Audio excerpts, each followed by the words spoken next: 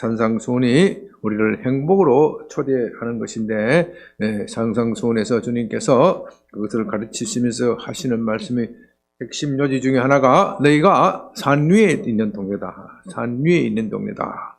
세상을 바라보라. 소망이 어디 있느냐.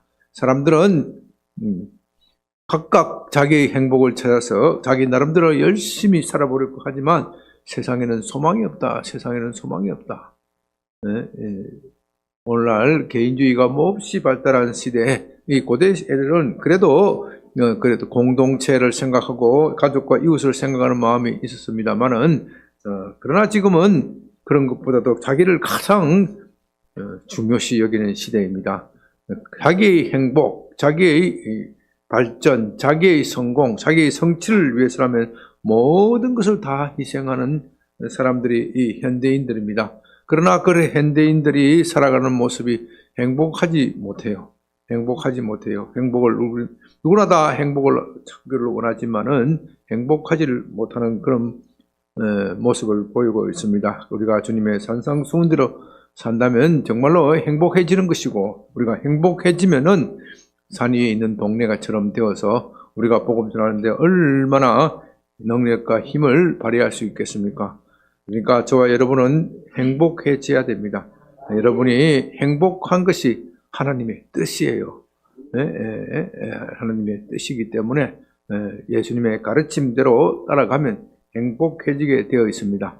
그러나 산상수훈은 지키기가 쉽다고 했어요? 어렵다고 했어요? 어렵죠. 사람의 힘으로는 불가능한 일인데 그 불가능한 일을 하게 하는 것이 우리의 믿음이고 성령의 도우십니다. 우리의 믿음이다 하는 말은 곧 성령의 도우십니다 하는 것과 같은 동의어다 그렇게 생각하시면 돼요. 물론 그 뜻이 서로 다르지만은 그 작용하는 모습에 있어서 우리의 측면에서 볼 때는 믿음이고 하나님의 측면에서 볼 때는 성령께서 역사하실 일이다. 그래서 때로는 성경에서는 너희가 열심히 믿어야 한다고도 말하지만 또 한편으로는 믿음은 하나님의 선물이다. 그렇게도 말하는 겁니다.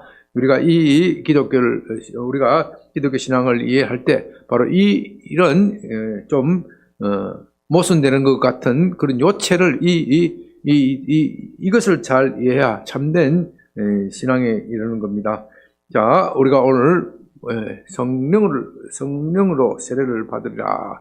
성령으로 세례를 받으리라 하는 제목을 가지고 이제 우리의 말씀을 드릴 것인데, 사도행전 1장의 말씀은 여러분들이 너무나도 잘 아는 것이고 또 많은 설교를 들어서 잘 들었습니다.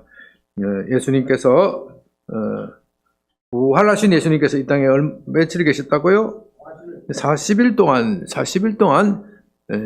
계셨다. 40일 동안 무엇을 하셨을까요? 40일 금식했다고요? 부활하신 예수님이 40일 금수했어요? 좀 너무 심하고 딴 생각했어요? 웃기려고 세상에 웃을 일이 없으니까 웃겨주려고 40일 동안 무엇을 하셨다고요? 여기에 보면 제가 항상 질문할 때는 어려운 거 질문한 것이 아니고 본문에 있는 이야기를 질문해요. 본문에 없는 이야기를 하면은 우리가 복잡하기 때문에 본문에 있는 이야기. 40일 동안 무엇을 하셨다고요? 하나님의 나라의 일을 말씀하셨다. 하나님 나라의 일을 말씀하셨다. 하나님 나라에 대해서 가르쳤다.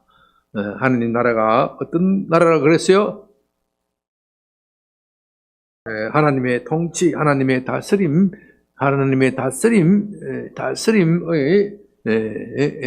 있는 것이 곧 하나님 나라인데, 하나님 나라의 다스림의 질서는 바로 산상수훈이다. 하나님 나라의 다스림의 법이다. 그렇다면 예수님께서 40일 동안 계시면서 산상수훈에서 대하여 제 강의를 하셨을까요? 제 강의를 했었을까요? 안 했을까요? 성경에는 기록은 없지만 그것은 다시 강의를 하지 않았을 거예요. 하나님 나라에 대해서 주로 말씀하실 때 성경 전체적으로 볼 때 무엇을 주로 말씀하셨을까요? 성령을 받으라. 또 참 좋은 말씀이고요. 또 다시 온다. 또 다시 온다. 그것도 참 좋은 말씀이고 성령을 기다리라. 또 좋은 말씀이고 핵심적인 게 빠졌어요. 다른 좋은 말씀이 다 좋은데 가장 핵심적인 것은 너희가 하나님 나라에 대해서 배웠으니 어떻게 하라고요? 나가서 하나님 나라를 선포하고 전하라. 이 기쁜 소식, 죄와 사망에 매여 있는 사람들에게 이 기쁜 소식을 전하라. 전하라 하는 것이 예수님의 40일 동안 메시지, 복음, 40일 동안 하나님 나라의 일을 말하는 핵심 요지, 핵심 요지. 너희는 나가서 하나님 나라의 일을 선포하고 전하라. 내가 부활했다. 내가 부활했다. 예수가 부활했다는 것을 전하라. 예수가 참 메시아이고 그분이 부활하셔서 우리를 사망 권세를 깨뜨리시고 생명을 주신다. 우리에게 생명을 주신다는 것을 전하라 하는 것인데 사도들이 전했습니까? 안 전했습니까? 네? 안 전했어요. 안 전했어요. 왜 그랬어요? 무서워서. 네, 무서워서. 네, 그렇죠? 왜 무서웠어요? 네? 네, 성령이 없으니까.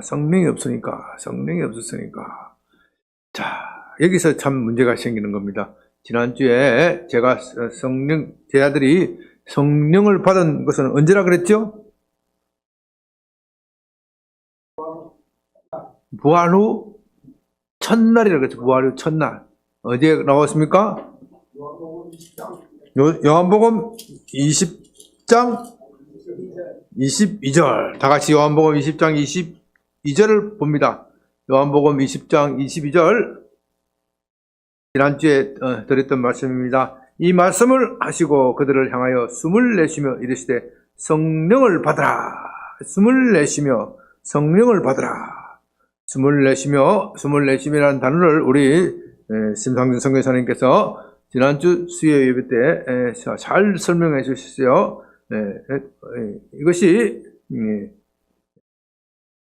숨을 후 내쉬는 것이 헬라어 원어 동사가 시제가 언제라 그랬죠?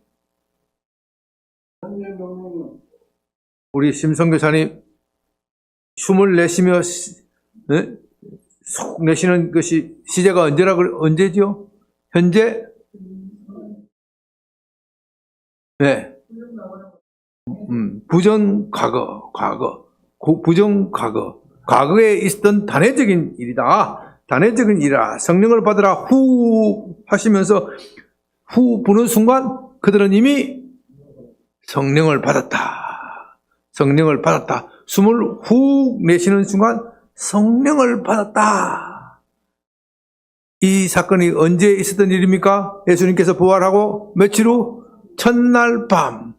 그런데 첫날 밤에 성령을 받았다. 성령이 최초로 이 땅에 임했다. 모든 성경학자들이 요한복음 20장 22절에서 이 순간 성령이 임하였다 하는 것을 부인하지 않습니다. 모든 성경학자들이 일치하여 이때 비로소 사도행전 2장 1절에서 성령이 임하신 것이 아니라 요한복음 20장 22절에서 성령이 임했다. 그것은 다 동의를 합니다. 그런데 성령 받은 제자들이 복음을 전할까요? 전하지 않을까요? 성령 받은 제자들이 예수님께서 40일 동안 이 땅에 계시면서 첫날 그렇게 해서 성령을 받았고 나머지 39일 동안 예수님의 말씀이 핵심 조지가 뭐라고요? 예, 나가서 복음 전하라 하는데 나갔어요? 안 나갔어요? 안 나갔어요. 안 나가니까 예수님이 답답하시겠어요? 안 하시겠어요? 답답하죠. 답답하시니까 다시 말씀하시면서 사도행전 1장 4절로 넘어갑니다. 사도와 함께 모이사 그들에게 분부하여 이르시되 예루살렘을 떠나지 말고 내게서 들은 바 아버지께서 약속하신 것을 기다리라. 예수님은 그의 복음 사역을 어디서 시작하셨다고요? 갈릴리는 예루살렘에서 가장 멀리 떨어진 북쪽으로 가장 멀리 떨어진 곳입니다. 그렇기 때문에 그것은 그래도 종교 지도자들이 눈을 피할 수 있는 곳입니다. 그런데 복음 전도를 어디서 시작하라고요?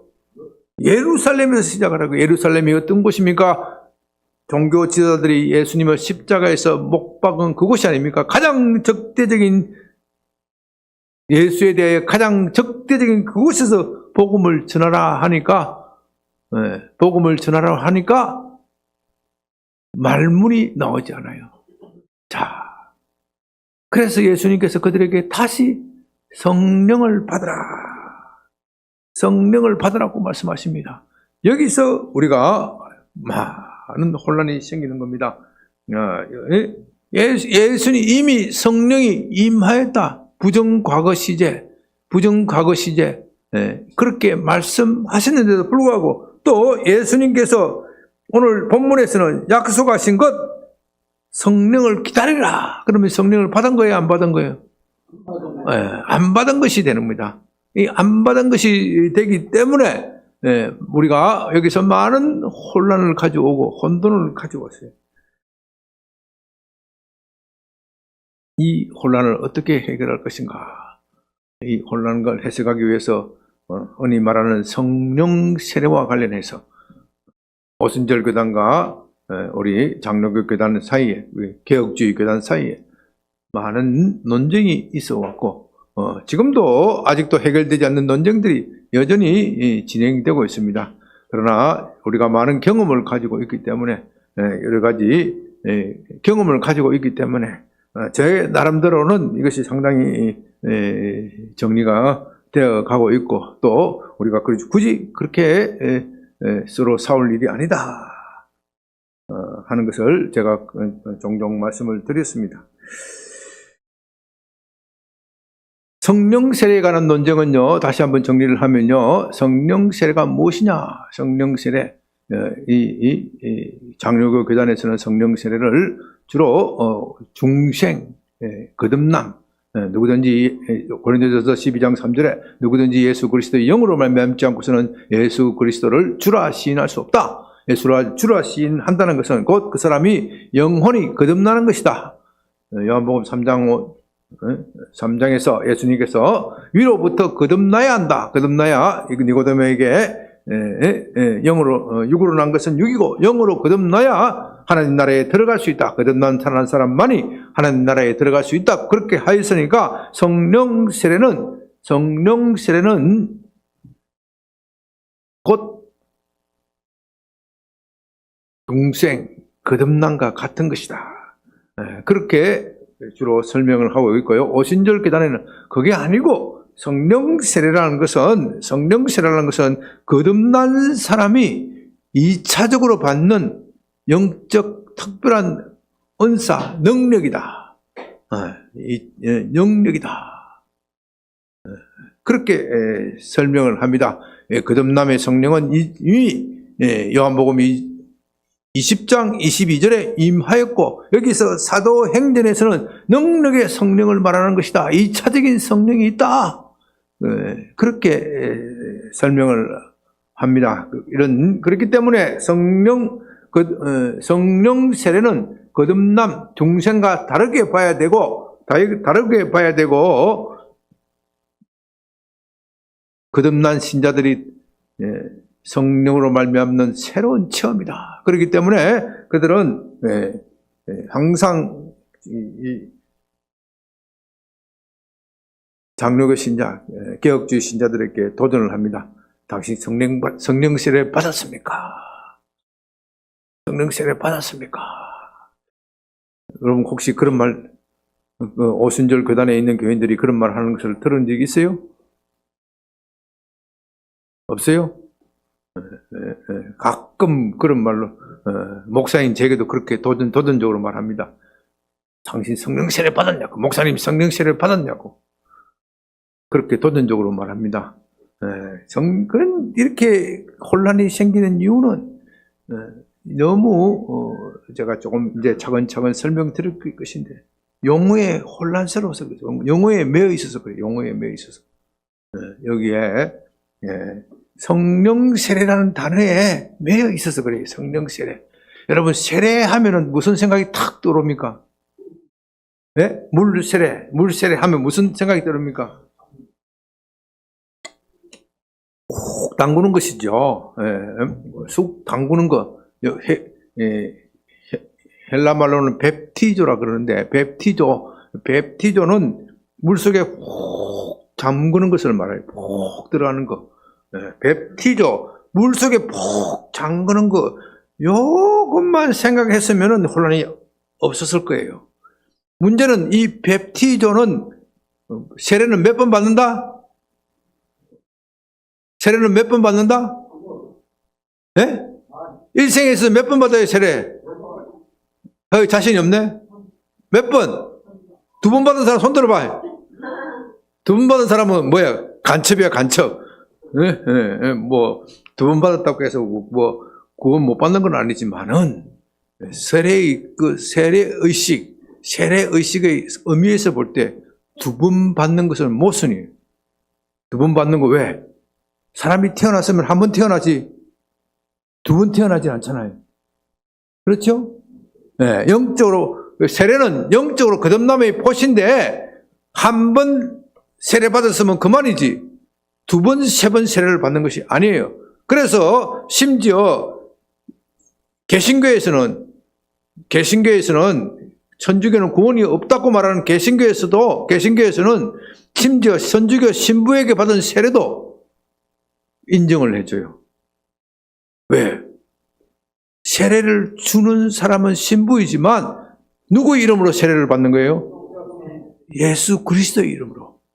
예수와 성부, 성자, 성령 세 분 하나님의 이름으로 세례를 받기 때문에 설령 이단적인 모습을 가진 신부에게 세례를 받은 것이라고 할지라도 그 세례는 유효하다. 왜냐하면 세례의 권위가 세례 주는 사람에게 있지 않고 성부, 성자, 성령, 예수님의 이름에 있기 때문에 그런 것이다. 그렇게 해서 이 천주교에서는 개신교 세례를 인정하지 않지만 개신교에서는 천주교의 세례조차도 인정을 합니다. 왜냐하면 세례는 단 한 번이어야 하기 때문에 그런 겁니다. 여기에 이 세례의식이라는 말에 딱 꽂혀버린 거예요. 딱 꽂혀버리니까 성령 세례하면 한 번 받는 거, 거듭날 때 한 번 딱 하는 것이다. 이렇게 돼버리는 거예요. 성령 세례하면 딱 한 번 받는 것이다. 이렇게 돼버리는데. 그런데 여기서 예수님께서 5절에 요한은 물로 세례를 베풀었으나 너희는 몇 날이 못되어 성령으로 세례를 받으리라 하는 말에 세례의식을 말하는 게 아니에요. 세례의식을 말한다면 성령 세례는 단 한 번 받는 것이고 그것은 곧 중생이다, 거듭남이다 이렇게 말하는 것이 맞겠지만 그것을 의식을 말하는 것이 아니라 뱁티조 되라. 뱁티조가 뭐라고요? 푹 잠겨라. 그때 내가 부활 후 첫날에 너희에게 성령을 훅 불어줬는데 너희들이 아직 푹 잠기지 않았구나. 성령에 푹 잠겨야 미쳐서 나가서 복음 전하는데 성령에 푹 잠기지 않았으니 복음을 전할 수가 없구나. 복음을 전할 수가 없구나. 바로 그런 뜻으로 이해하면 되는 겁니다. 역사적으로 볼 때 제가 지난주에 설명드린 것 같이 성령은 2차례에 걸쳐서 임한 것으로, 이 땅에 임한 것으로 나타납니다. 첫째는 요한복음 20장 22절에서 예수님께서 저들에게 숨결을 불어주실 때, 숨결을 훅 불어주실 때 임한 것이고, 두 번째는 언제요? 사도행전 2장 1절에서 성령이 임하였는데, 이 예수님께서 그들에게 순교를 훅 물어주셨을 때 그때 바로 그들은 내적으로 충만했지만, 거기 성령이 충만했지만 그것이 아직 외부적으로 표출되지 못했다. 외부적으로 표출되지 못하였기 때문에 다시 그들은 성령으로 뵙티죠. 성령으로 세례를 받아야 된다. 성령으로 충만해져야 된다. 세례의식을 말하는 거 아니에요. 세례의식과 자꾸 결부시키니까 이게 영어 혼란이 생기고 혼돈이 생기는 겁니다. 성령으로 충만해져야 된다. 충만히 부어져야 된다. 이것을 두 번에 걸쳐서 나타나는 것은 지난주에 말씀드린 것 같이 첫 번째 예수님께서 불러주실 때 이 땅에 성령께서 이미 임하셨고, 그리고 사도행전 2장 1절에서는 가시적으로 그것을 모든 사람에게 볼 수 있도록 보여주심으로써 모든 사람들에게 성령이 임하신 것을 선포하는 의미를 가지고 있다. 그렇게 말씀드렸습니다. 여러분들이 참 중요한 임무, 중요한 직책의 자리를 받으면은 그 직책에 있는 사람이 미리 그 현지에 가는 겁니다. 예를 들면요, 빌라도 총독이 로마 황제로부터 지금부터 유대에 가서 당신 총독을 하시오. 총독을 하면은 유대의 총독 사령부가 어디 있어요? 부산? 참 웃기시는 분네.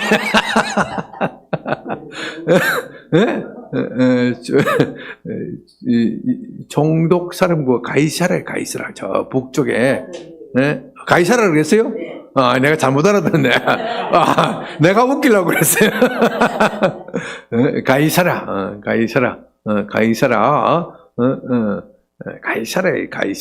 가이사라에 저 있는 그 가이사라에 부임을 하는데, 총독이 딱 부임을 했을 때 그날 바로 취임식을 하는 거 아니에요. 그죠? 취임식을 하는 게 아니고, 그가 미리, 취임식이 예를 들자면은 3월 1일이라 그러면은 이미 일주일 전쯤 와서, 사령부를 돌아보고 자기가 근무하고 자기가 장악해야 될 부하들을 미리 만나고 접견하고 아련하고 그 상황을 다 파악을 하는 겁니다. 다 파악을 해서 3월 1일, 앞으로 열흘이 남았는데 3월 1일 내가 취임식을 하겠다. 그 취임식 할 때 어떻게 해요? 유대에 있는 모든 고관들을 다 모아서 빰빠레를 울리고 폼을 잡고 탁 취임식을 하는 거예요. 그 공식적인 취임식이에요, 그게. 그 공식적인 취임식이지만 그는 이미 언제 왔어요? 일주일이나 열흘 전에 그 자리에 와 있는 거예요. 그와 마찬가지로 성령께서 이 땅에 오시는 것은 그야말로 하나님의 아들인 예수님이 이 땅에 오시는 것과 못지않는 히스토리컬한 사건이에요. 히스토리컬한 사건이기 때문에 성령께서 이 땅에 와서 미리 오셔서 제자들의 마음을 장악하셔야 돼요. 이 세상 것을 장악하셔야 돼요. 쉽게 말하면 예수님과 업무 인수인계를 거쳐야 돼요. 그래서 예수님은 이 땅에 부활하신 후 40일 동안 계시면서 성령과 공동 근무를 하시고, 공동 근무, 합동 근무. 이해가 되세요? 네, 합동 근무 한 첫날이 언제랄까요? 부활 후 첫날이고, 그리고 50일 후에는, 40일 후에는 예수님은 성천하시고 성령님만 남아서 취임식을 계속해서 준비하고 계시는 거예요. 성령의 취임식 언제라고요? 오순절 성령, 사도행전 2장 1절이 되는 겁니다. 사도행전 성령 2장 1절에서 성령께서 비로소 이 세상에 가시적으로 나타났을 때 그들이 무엇을 입었다고요? 성령의 세례를 받았다. 성령의 뵙티조 되었다. 성령의 세례라는 의식을 받은 것이 아니라 성령으로 충만해졌다. 이해가 되세요? 그렇기 때문에 다시 사도행전 1장 5절에 들어서 요한은 물로 세례를 베풀었으나 너희는 몇 날이 못되어 성령으로 세례를 받으리라. 성령으로 세례를 받으리라. 성령으로 잠기리라. 예수님의 제자들은 예수님이 이 말씀을 하시기 전에 요한복음 2장 20장 22절에서 성령에게 불어주심으로써 성령이 그들에게 임하였지만 그들이 푹 잠기는 경험을 못했어요. 푹 잠기는 경험. 여러분, 세례 요한이 요단강에서 사람들에게 세례를 베풀 때 어떻게 베풀었어요? 그냥 물로 축축 썼어요? 그렇게 세례를 베풀었어요? 아니죠. 어떻게 했어요? 여러분, 침례기에서 세례를 베푸는 거 봤어요? 어떻게 해요? 텔레비 보니까 어떻게 해요? 물에 콕 잠그면 물에 콕 잠그면은 물이 콕 잠그면은 물이 물속으로 들어가니까 코를 콕 쥐고 잠근다고. 봤어요? 코를 콕 집어쥐어가지고 탁 새끼 뿌리고 완전히 머리도 다 적셔. 온몸을 다 적셔. 그렇게 받아야, 그렇게 받으라는 거예요. 그렇게 받으라. 성령을 받을 때 당신 영혼에 1.1핵도 남기지 않고 성령으로 푹 적셔야 한다. 요런 성령의 체험을 제 아들이 아직 못했어요. 제 아들이 아직 못했으니까 밖에 있는 두려움을 이길 수가 없는 거예요. 밖에 나가면 원수들이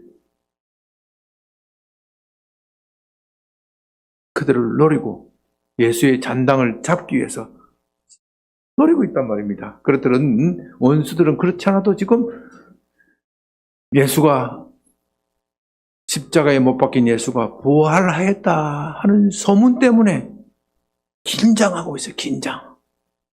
소문 때문에 긴장하고 있는데 그 긴장하고 있기 때문에 예수의 잔당을 잡기 위해서 혈안이 되어 있어요. 혈안이 되어 있기 때문에 제자들은 그것을 알고 있기 때문에 차라리 갈릴리에서 복음 전하라 했으면 얼마나 쉬웠겠어요. 갈릴리에 뭐가 있어요?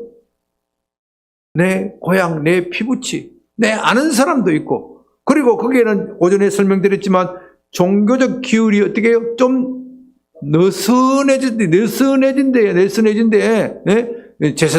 대제사장의 감시망도 그렇게 촘촘하지 않고 얼마든지 말할 수 있는 여지가 많은데 어디서 지내라고 했다고요? 그런데 갈릴리가 아니라 어디게요? 예루살렘에서 예루살렘. 원수들이 본거진 예루살렘부터 시작하라 하니까 흔히 하는 말로 돌아버리는 거예요. 돌아버리겠어. 아니, 주님은 계획도 없이 무작정 이렇게 하시는가? 그래서 두려움에 떠는 그들에게 성령으로 잠겨져야 한다. 요즘 말로 하면 성령으로 충만해져야 한다. 충만이라는 말도 좀 약해. 성령으로 충만해지는 것이 아니라 성령으로 완전히 잠겨져야 돼야 된다. 다시 말해서 내 삶을 성령께서 완전히 주관하셔야 된다. 내 생각, 내 의지 이런 것을 다 성령께 의탁하고 오직 성령에 맡겨져야 너희가 두려움을 내쫓고 복음을 전할 수 있다. 그런 뜻으로 성령을 기다리라는 겁니다. 그런 뜻으로 성령을 기다리라는 거예요. 그런데 6절에 보면 제자들이 그 말을 알아듣지 못해요. 그들이 모였을 때 예수께 여쭈어 이르되 주께서 이스라엘 나라를 회복하심이 이때니까. 이스라엘 나라를 회복하신다는 것은 무엇이에요? 이스라엘 나라를 회복한다는 것은 무엇이에요? 로마로부터 독립을 말하는 것이죠. 독립을. 예수님은 1장 3절에서 하나님 나라의 일을 말씀하시니라. 하나님 나라의 일을 40일 동안 말씀을 하셨는데 제자들이 그것을 알아들었어요? 못 알아들었어요? 못 알아들어요. 야, 부활하신 예수님 예루살렘으로 직결하라 했으니까 드디어 큰 일을 벌리는갑다. 드디어 큰 일을 벌리는갑다. 그 부활하신 신적 능력을 가지고 우리를 무장시켜 주셔서 드디어 로마의 반기를 들라고 한갑다. 지금 예수님의 제자들이 11 제자들이 모였습니다. 제자들이 또 넓게 보면 오순절 성령 강림 때 몇 명이 받았다고요? 120명. 넓게 보면 120명이 모였어요.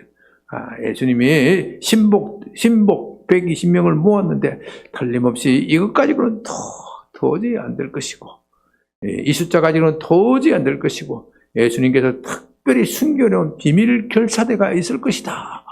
그렇게 생각하실지도 모르지요. 그래서 그들이 주께서 이스라엘 나라를 회복하심이 이때니까 그것은 곧 우리가 당신께 명령만 내리시면 로마에 대항하여 봉기할 준비가 되었습니다. 그런 뜻이죠. 그런 뜻이라고. 참 얼마나 주님의 생각과 다른 이야기를 하고 있습니까? 그 이유는 그들이 성령을 받았지만 아직 성령의 이끌림을 받지 못한다. 이끌림을 받지 못한 이유는 무엇 때문에요? 성령으로 세례를 받지 못하였기는. 세례하면 자꾸 세례의식을 떠올리기 때문에 성령으로 뵙티도 되지 못하였기 때문에 성령으로 잠기지 못하였기 때문에 내 육신적인 생각으로 하나님 나라의 일을 생각하는 겁니다. 그들이 그처럼 육신적으로 생각하는 이 하나님 나라의 일, 이스라엘을 회복하는 것은 곧 하나님 나라의 일이다. 자기들은 그렇게 생각하는 것이고 그것은 곧 적대국인 로마를 물리치는 것이다. 헤롯의 통치를 물리치는 것이다. 저 세속적인 왕, 저 태폐적인 왕을 물리치는 것이다. 이것은 자기의 어렸을 때부터 받아온 교육이에요. 어렸을 때부터 자기들을 지배하는 생각이에요. 그 생각이 부서지지 않으면은 하나님 나라의 일을 할 수가 없는 겁니다. 저와 여러분도 마찬가지입니다. 예수를 믿었지만 하나님께서 나를 향하신 뜻이 무엇인지 거기에 초점을 두지 않으면 예수님의 제자가 될 수가 없는 거예요. 우리는 예수님을 믿는다고 하면서 예수님은 나의 꿈을 이루어 주시는 분이다. 나의 소원을 성취하시는 분이다. 자꾸 그런 분으로만 생각합니다. 또 자꾸 복음을 그런 식으로 가르치는 사람들이 너무 많아요. 그렇기 때문에 예수님의 참뜻을 모르는 거예요. 실컷 교회를 다니고 나서도 엉뚱한 소리를 하는 거예요. 마치 예수님의 제자들이 3년 반 동안 예수님으로부터 배우고 또 부활하신 이후 40일 동안 예수님으로부터 직강을 받았지만 마지막 순간 예수님께서 성천하신 그 순간에도 예수님의 참뜻을 깨닫지 못하고 주님께서 드디어 군대를 조직하여 로마군과 싸울 때가 이때입니까? 그렇게 대답을 하는 것과 마찬가지입니다. 예수님이 내 꿈을 이루어질 때가 이때입니까? 우리는 그런 예수를 찾고 있습니다. 이것은요, 우리가 정말로 성령으로 뵙티죠. 충만해지지 못하였기 때문에, 성령으로 충만해지지 못하였기 때문에, 그런 겁니다. 여러분, 삶을 한번 좀 말씀을 가지고 좀 둘러봤으면 좋겠습니다. 예수 믿는 내게 하나님께서 이렇게 꼭 해줘야 되겠다 하는 생각들이 너무 많아요. 너무 많아요. 그것들이 사실은 하나님이 원하시는 것이 아니라 내가 원하는 것들이죠. 내가 원하는 것들. 하나님이 우리가 처음 예수를 믿을 때 그런 것도 사실은 용납을 해 주십니다. 용납을 해 주셨어요. 제가 오늘 산상수훈에 대해서 강의를 했는데, 예수님이 처음 올 때 그들 소원을 다 들어주잖아요. 병든 사람 제일 소원이 무엇입니까? 네? 병든 사람의 제일 소원, 큰 소원, 병 고치는 거예요. 병 고치는 거. 약한 사람 제일 큰 소원 뭐예요? 강해지는 거예요. 그거 다 들어주세요. 다 들어. 귀신 들린 사람 제일 소원, 귀신으로부터 해방되는 거 다 고치죠. 처음에는 다 고치죠. 그들이 원하는 대로 다 해주셔. 그러나 그들이 원하는 것을 다 해주신다고 해서 하나님 나라가 임하는 것이 아니야. 하나님 나라가 임하는 것이 아니기 때문에 예수님께서 그들을 데리고 어디로 가셨어요? 산으로 올라가셨어요. 산으로 올라가서 하나님 나라의 일에 대해서 본격적으로 가르치기를 시작하시는 거예요. 이것이 산상수훈이에요. 이것이 산상수훈이에요. 그래서 우리가 예수님 믿고 하나님 나라의 일을 알았더라면 이제는 그것에 대해서 충성하고 그것에 대해서 힘을 다해야 됩니다. 우리가 그것 때문에 성령의 충만을 받는 것입니다. 오직 성령이 너희에게 임하시면 너희가 권능을 받고 예루살렘과 온 유대와 사마리아와 땅 끝까지 이르러 내 증인이 되리라. 주님의 증인된 삶을 사는 것이 주님이 가장 기뻐하시는 일입니다. 주님이 가장 기뻐하시는 일. 이 세상에서 우리가 주님의 증인으로 살 수 있다면 가장 그것이 복되고 행복하고 보람된 일입니다. 주님의 증인을 산다는 것은, 주님의 증인이 된다는 것은 우리가 입으로 증거하는 것도 중요하고 또한 우리의 삶과 행동으로 하는 것이 중요합니다. 입으로만 전하면 누가 그 사람의 말을 신뢰할 수 있겠습니까? 입만 살았다고 이야기하지 않겠습니까? 그러나 또한 말을 하지 않으면 그 사람이 어떻게 우리가 예수 믿는다는 것을 알 수 있겠습니까? 그냥 착한 사람이다. 그렇게 하면 정인이 아니에요. 입으로 말하고 행동으로 보여주는 것. 그것이 산 위에 있는 동네. 산 위에 있는 동네. 지금 우리 세상은 이런 예수님의 정인이 필요합니다. 산 위에 있는 동네가 필요합니다. 오늘 말씀 생각하시면서 여러분들이 지금까지 성령에 대해서 어떻게 생각하셨던, 내 생각 버리고 이제는 정말 주님의 이끌림을 받고 살겠습니다.